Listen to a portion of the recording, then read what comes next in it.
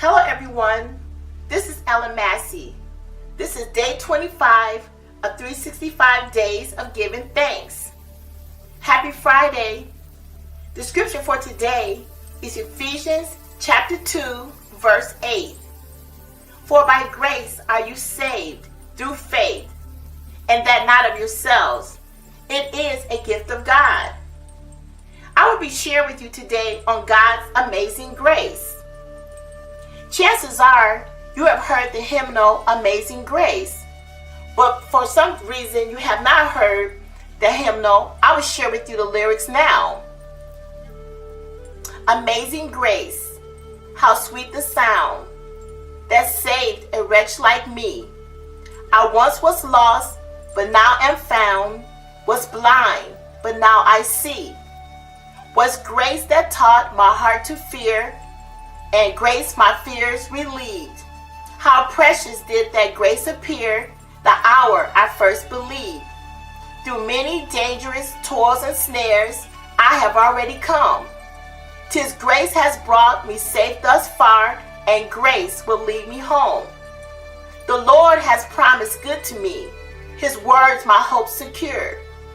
He will my shield and portion be as long as life endures. Yea, when this flesh and heart shall fail, and mortal life shall cease, I shall possess within the veil a life of joy and peace. When we've been there 10,000 years, bright shining as the sun, we've no less days to sing God's praise than when we first begun. I will be sharing with you today the story behind this hymn, Amazing Grace. It was written almost 2.5 centuries ago, in 1772. The words for Amazing Grace was born from the heart, mind, and experiences of an Englishman named John Newton.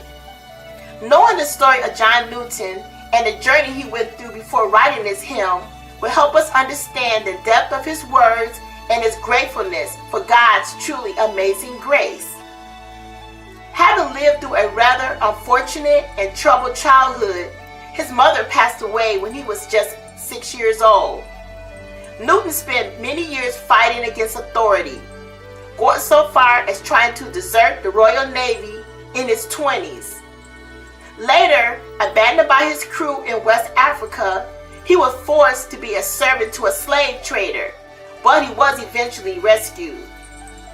On the return voyage to England, a severe storm hit and almost sank the ship, prompting Newton to begin his spiritual conversion as he cried out to God to save them from the storm.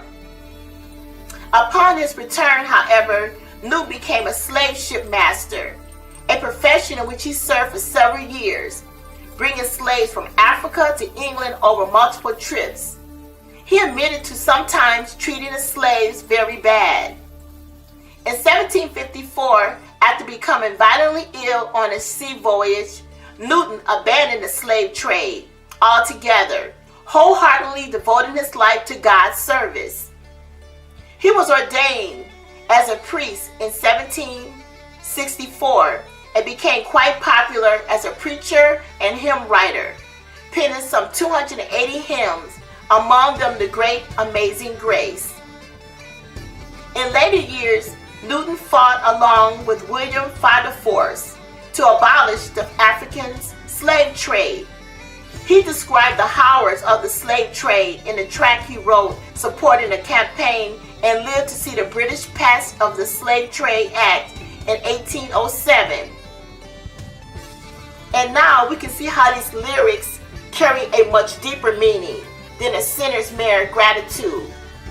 Close to death at various times and blind to reality at others, Newton would mostly assured have not written Amazing Grace if it was not for his unfortunate past.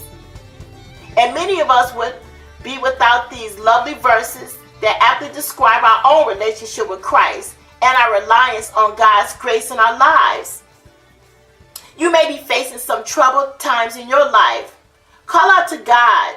His amazing grace is there for you. Until next time, stay thankful